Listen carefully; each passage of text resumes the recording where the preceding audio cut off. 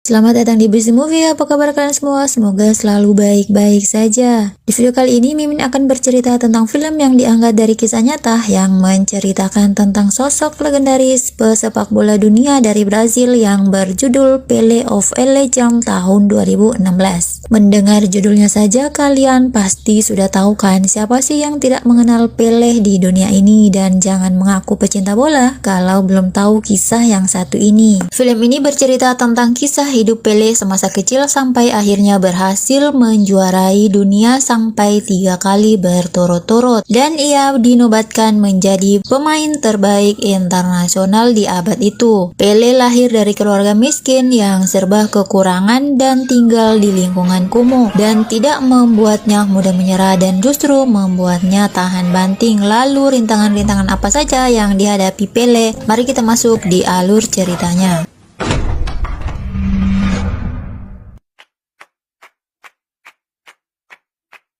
Pada tahun 1958, turnamen Piala Dunia ke-8 diselenggarakan di Swedia. Event olahraga 4 tahunan ini seperti biasa diikuti banyak negara di dunia termasuk Brazil. Karena kekalahan mereka di tahun 1950 dan 1954 membuat masyarakat Brazil dan tim pemain tidak menaruh harapan banyak di tahun ini. Di Piala Dunia kali ini, Brazil akan melawan Uni Soviet, tapi komentator menilai bahwa Brazil semakin putus asa karena berani-beraninya menurunkan pemain termuda di turnamen tersebut yang masih berumur 17 tahun, di mana masyarakat seluruh dunia masih belum mengenal kemampuan pemain penyerang yang satu ini yang bernama Edson Nascimento atau biasa kita kenal dengan panggilan Pelé.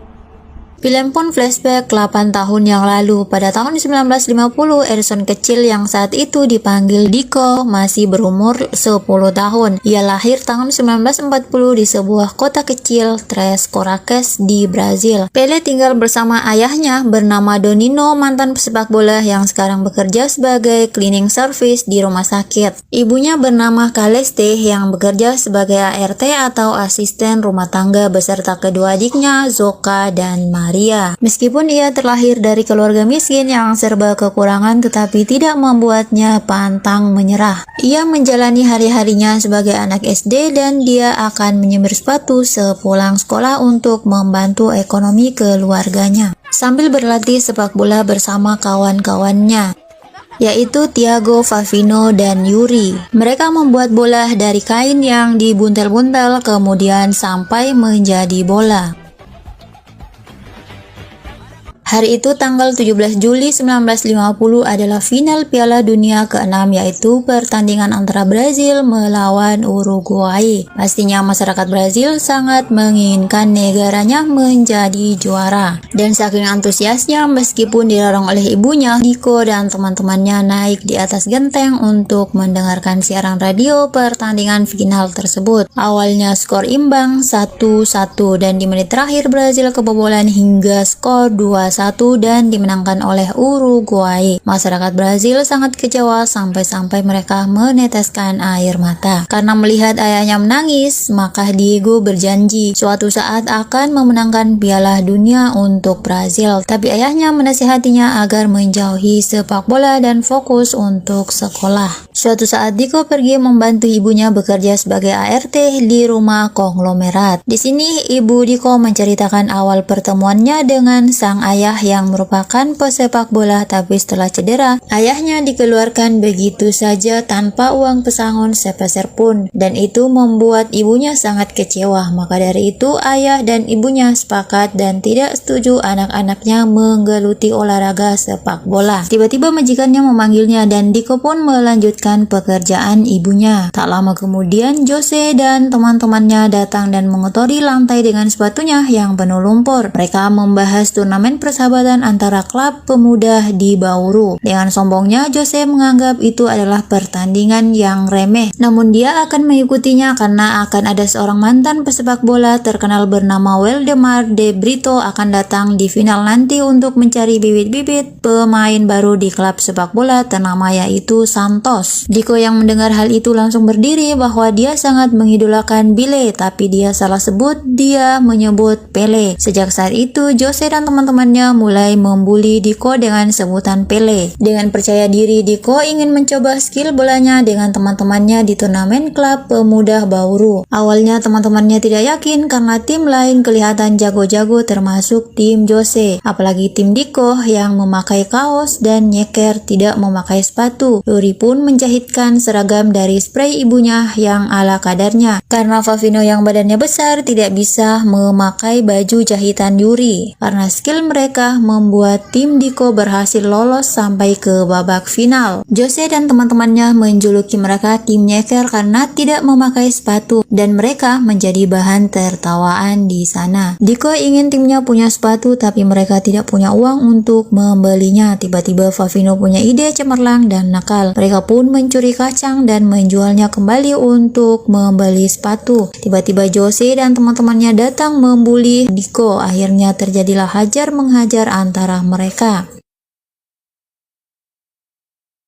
Sesampainya di rumah, Diko berbohong dan gurunya lah yang menganiayanya. Mendengar itu, ibunya sangat marah dan akan pergi menemui gurunya. Karena ayahnya melihat mereka tawuran, maka ia menyuruh istrinya untuk pergi bekerja saja, nanti dia yang akan menemui guru Diko. Dan Dino tidak pergi ke sekolah, tapi malah mengantar Diko pergi ke lapangan untuk mengikuti turnamen Bauru. Di perjalanan, Diko dinasihati oleh ayahnya bahwa pemain yang berani melakukan kekerasan pada musuhnya sebenarnya hanya didasari perasaan takut kalah. Jadi bisa dibilang Jose sengaja membuli mereka agar tim Diko kena mental dan kalah di final nanti. Dia ingin anaknya untuk tidak pernah malu dengan keadaan saat ini demi menjadi pesepak bola profesional. Betapa senangnya Diko telah mendapat support dari ayahnya kecuali ibunya yang selalu melarangnya. Ketika mereka akan mulai, teman-teman Diko mulai kena mental. Diego yang melepas kacamatanya karena dibully empat mata, Favino yang pakai seragam kekecilan, Yuri yang memakai topi untuk menutupi rambut panjangnya agar tidak dibully ia perempuan, dan mereka semua memaksakan untuk memakai sepatu yang kebesaran. Tak lama kemudian pertandingan pun dimulai. Terlihat banyak penonton di sana termasuk ayah Diko dan Waldemar De Brito. Tapi sayangnya di babak pertama mereka tidak bisa bermain secara maksimal. Tim The Kings akhirnya mampu meraup 6 gol tanpa perlawanan dari tim Diko sedikit pun.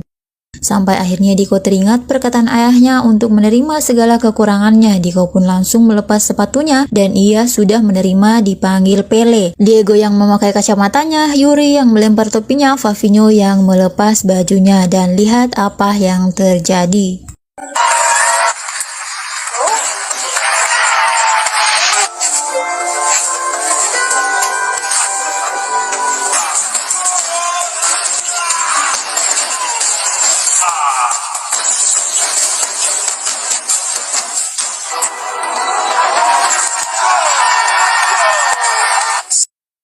Semua penonton bersorak dengan kagum melihat teknik jingga yang mereka gunakan. Diko berhasil membobol gawang Jose 5 gol tanpa perlawanan. Tapi sayang waktu habis peluit panjang telah ditiup dan pertandingan pun dimenangkan oleh The Kings dengan skor 6-5. Meskipun kalah, tapi Pele mendapat banyak pujian dari penonton termasuk Waldemar De Brito. Ia memberikan kartu namanya ke ayah Pele. Tapi tiba-tiba dari kejauhan abang-abang kuli yang kacangnya dicuri oleh mereka datang ke lapangan dan akan menangkap mereka. Mereka pun lari terbirit-birit.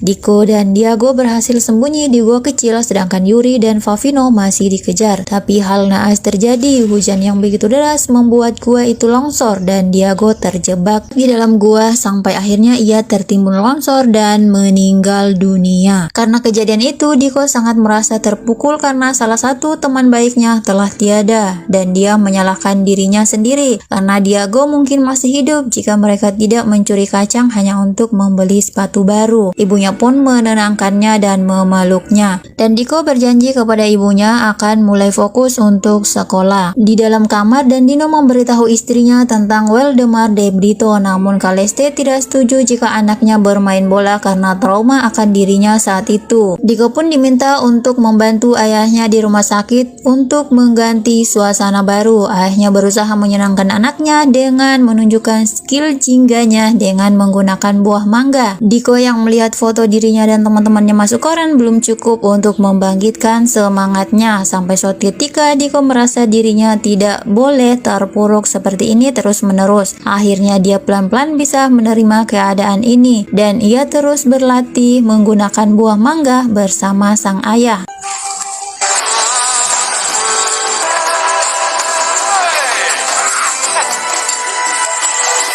Singkat cerita, sekarang Diko sudah berumur 15 tahun. Ibunya yang sering melihat Dino dan Diko latihan setiap hari akhirnya memutuskan untuk menghubungi Waldemar dari kartu namanya yang masih ia simpan 5 tahun yang lalu. Betapa terkejut Diko dan ayahnya melihat Waldemar datang ke rumahnya dan mengundang Diko untuk mengikuti ujian masuk tim di sepak bola Santos. Betapa bahagianya Diko mendengar hal itu dan langsung memeluk sang ibu dan menerima tawaran Waldemar. Meskipun sangat kesulitan, tapi ayah dan ibunya berusaha demi cita-cita sang anak. Sampai-sampai mereka meminta panjar atau gaji mereka lebih awal untuk membeli kebutuhan sang anak. Ibunya sangat khawatir karena baru kali ini dia ditinggalkan anaknya. Setelah berpamitan kepada kedua orang tuanya dan kedua adiknya, Diko pun pergi bersama Waldemar ke kota Santos. You go make us proud.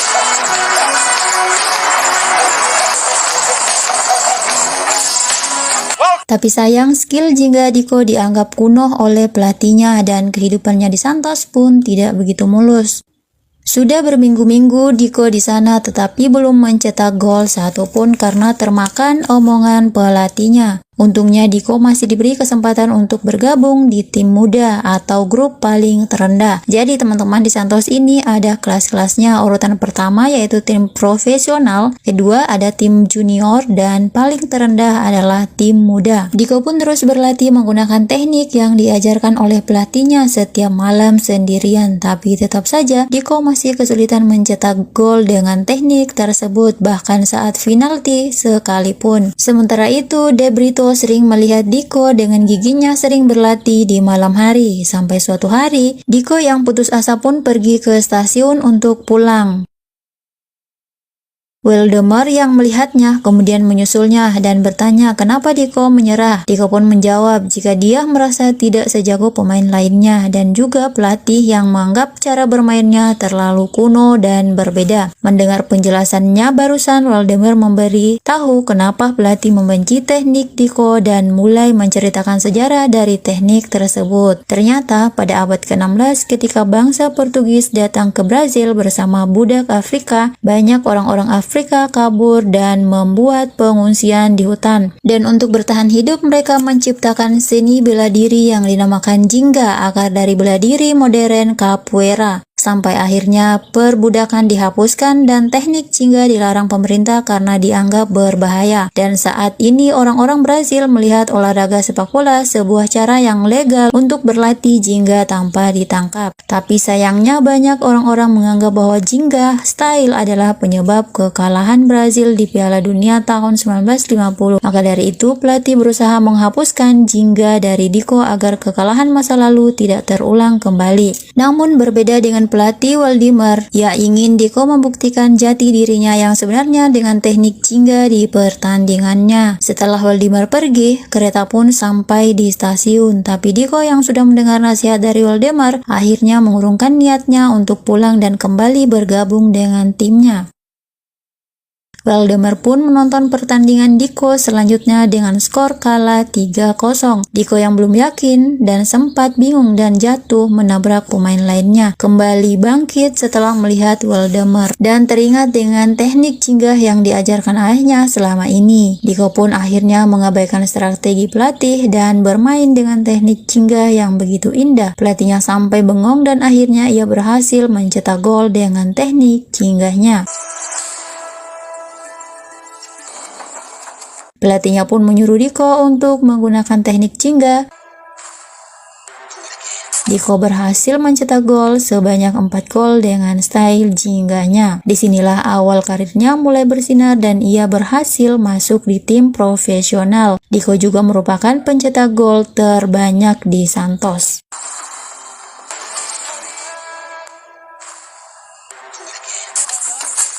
Karirnya yang begitu bersinar sampai Diko membelikan oven untuk ibunya dan radio untuk ayahnya, dan dia pulang sejenak ke rumahnya, di mana hari itu juga bertepatan dengan pengumuman pemain yang terpilih mewakili timnas Brazil ke Piala Dunia 1958 yang akan diselenggarakan di Swedia. Dan alhamdulillah meskipun masih berumur 17 tahun, Diko akhirnya berhasil terpilih. Jelas Diko hanya duduk terdiam dan bengong, tidak percaya apa yang didengarnya.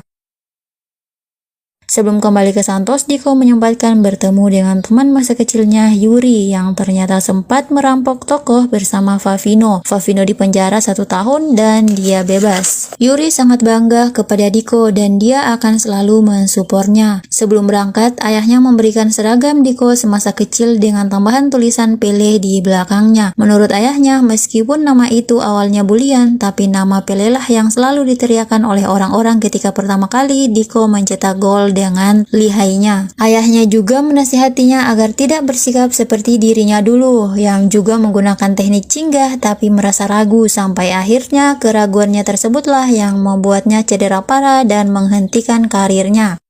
Sesampainya di konferensi pers, banyak pemain Brazil yang sok jago dan mental pembuli. Jose dari The Kings ternyata juga masuk timnas Brazil dengan panggilan Mazzola, seperti pemain Italia favoritnya Jose dari kecil. Ketika sesi tanya jawab dimulai, salah satu wartawan bertanya apakah skill jinggah yang dimiliki tim Brazil bisa mengalahkan negara-negara Eropa. Baru saja Diko mau menjawab dengan percaya dirinya, langsung dipotong oleh pelatihnya, yaitu Viola, yang memiliki pemikiran sama seperti pelatih Diko sebelumnya, bahwa Viola melarang pemainnya memakai teknik jinggah karena bisa mengulang kekalahan Brazil seperti di Piala Dunia 1950 dan 1954. Dan di hari pertamanya sebagai pemain di timnas Brazil langsung kena ultimatum dari pelatihnya agar tidak menggunakan teknik jingganya.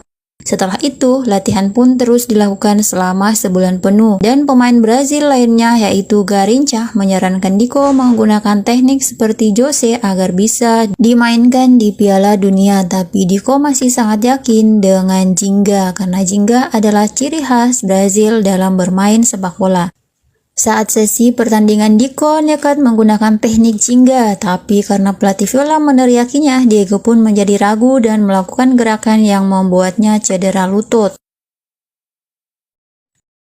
Saat ini Diko mengalami cedera dan berjalan menggunakan tongkat. Ayah dan ibunya yang mendengar kabar tersebut menangis dan mereka masih terus mensupport Diko agar tetap semangat dan pantang menyerah. Lalu berita di radio pun muncul tentang tim Brazil yang diremehkan berkali-kali dan juga Diko yang cedera karena menggunakan teknik kuno.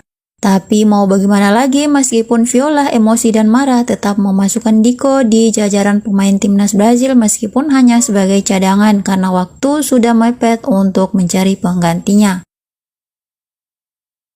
Sesampainya di Swedia, berita terus menayangkan liputan yang cenderung memojokkan tim Brazil dan selalu menjadi bahan tertawaan para wartawan. Sementara itu, Diko terus diobati oleh dokter dan sesekali masih mengikuti latihan, tapi kakinya masih bengkak. Di lain sisi, Brazil masih melanjutkan pertandingannya melawan Austria. Brazil menang dengan skor 3-0. Namun di pertandingan melawan Inggris, kedudukan seri 0-0 dan sayangnya 3 pemain Brazil termasuk Jose sebagai striker terkena cedera sampai tidak bisa bermain untuk sementara waktu. Untungnya Diko yang saat itu lututnya sudah pulih dipaksa menggantikan posisi Jose di pertandingan selanjutnya melawan Uni Soviet. Jelas karena itu adalah pertandingan Piala Dunia pertamanya sebagai pemain termuda di timnya. Diko sampai puyeng dan muntah dan sampai lupa mengikat tali sepatunya lantaran cemas berlebihan, di mana Diko sampai-sampainya bengong saat masuk lapangan. Sementara itu, di kampungnya banyak orang termasuk ayahnya yang sangat antusias menonton pertandingan pertamanya sebagai striker.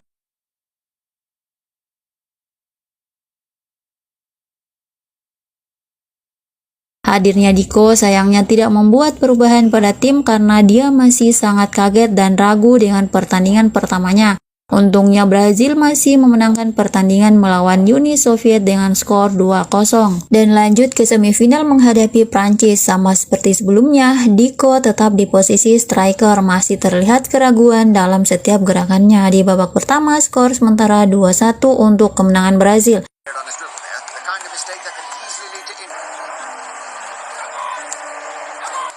Tapi moralitas pemain mulai menurun melihat serangan-serangan dari Prancis. Deco merasa kalau dirinya tidak sehebat Jose. Deco pun meminta Jose untuk cepat pulih dan kembali bertanding menggantikannya. Dan ternyata kaki Jose tidak cedera sedikit pun, tapi dia kena mental karena selama ini dia terlalu ingin menjadi seperti orang Eropa saat bertanding. Jose pun sadar jika gaya permainan Brazil yang sebenarnya adalah jingga. Ia pun teringat pada saat pertandingan mereka saat masih kecil di Bauru, di mana Deco menunjukkan skill jingganya yang sangat indah dan efektif. Jose juga menyuruh Deco untuk menggunakan teknik jingganya saat babak kedua karena jingga merupakan ciri khas Brazil. Babak kedua pun dimulai dan Deco yang teringat perkataan Jose akhirnya menggunakan teknik jingga dengan lihai dan indah. Dan akhirnya ia berhasil mencetak gol pertamanya.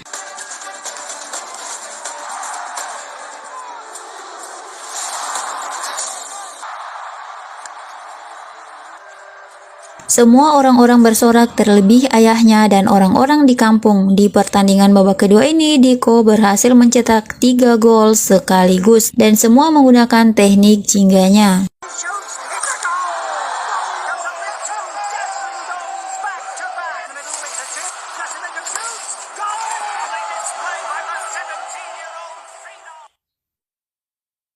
Dan ia berhasil membawa Brazil memenangkan semifinal kali ini dengan skor 5-2. Di final nanti Brazil akan melawan tuan rumah yaitu Swedia, dan menurut para pengamat sudah jelas Brazil akan kalah di Piala Dunia ini. Dari banyak aspek, pengalaman teknik, strategi, kekuatan, dan cara bermain curang sekalipun. Sampai musuh Swedia sebelumnya sampai cedera berat karena berhadapan dengan lini tengah andalannya Parling. Dan Parling ini akan ditugaskan menjaga Deco saat final nanti. Sementara itu, Viola mulai kewalahan mengatur strategi untuk melawan Swedia, dan saat konferensi pers, lagi-lagi Brazil dipojokkan oleh pelatih Swedia.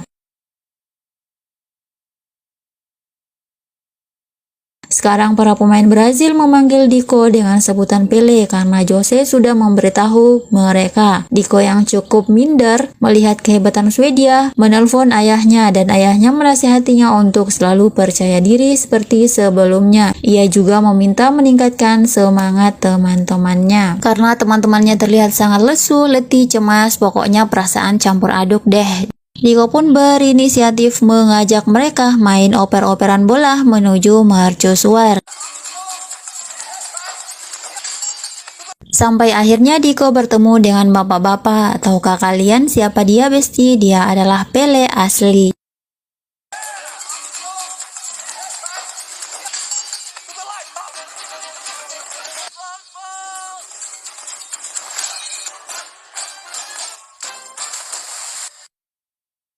Karena pelatihnya melihat mereka oper-operan bola menggunakan teknik jingga dan mereka sangat senang dan rileks, maka Viola mulai merubah pandangannya dan akhirnya sadar bahwa jinggalah yang selama ini menyatukan Brazil, gerakan yang sangat liar, lincah, dan indah. Viola pun memutuskan untuk menggunakan teknik jingga pada saat final nanti dan meminta seluruh tim untuk melupakan perkataannya dan menyuruh mereka bermain tanpa tekanan. Beautiful game. I want them to see Brazil just as we are. We have one thing in common, the jinga and the expression. Di Stadion Rasunda, Swedia pada tanggal 29 Juni 1958, pertandingan final antara Brazil dan Swedia pun akhirnya dimulai. Dihadiri oleh jutaan manusia dan dilihat oleh jutaan pasang mata di dunia yang begitu antusias. Terlihat orang-orang sekampungnya yang menonton pertandingannya, termasuk sahabatnya Yuri dan Favino yang menonton dari penjara. Dari awal pertandingan, Swedia sudah bermain cukup kasar. Deco beberapa kali terjatuh karena didorong Parling saat hampir saja mencetak gol, dan wasit tidak menganggap itu sebuah pelanggaran.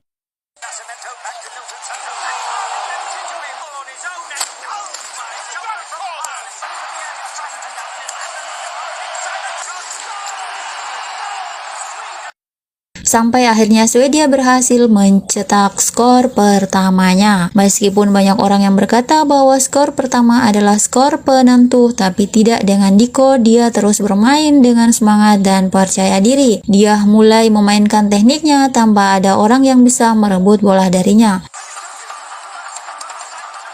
Dia begitu yakin dan sampai akhirnya dia berhasil mencetak gol dengan teknik singgahnya. Wow.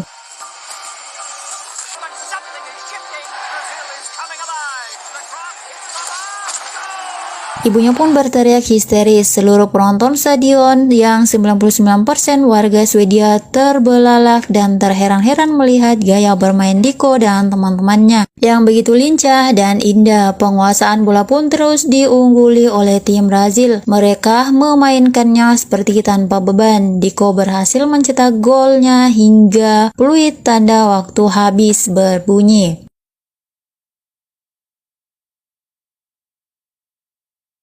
Edson Nascimento atau dengan panggilannya yaitu Pele di umur yang masih 17 tahun, dia dan timnya berhasil membawa Brazil menang di Piala Dunia ke-8. 20 Juni 1958, pertama kalinya Brazil mendapat juara Piala Dunia. Pele yang saat itu masih muda seketika pingsan saat peluit tanda waktu telah habis ditiupkan. Dia merasa kemenangannya seperti mimpi. Ibu, ayah, dan orang-orang di kampungnya turut bersukacita dengan kemenangan Brazil.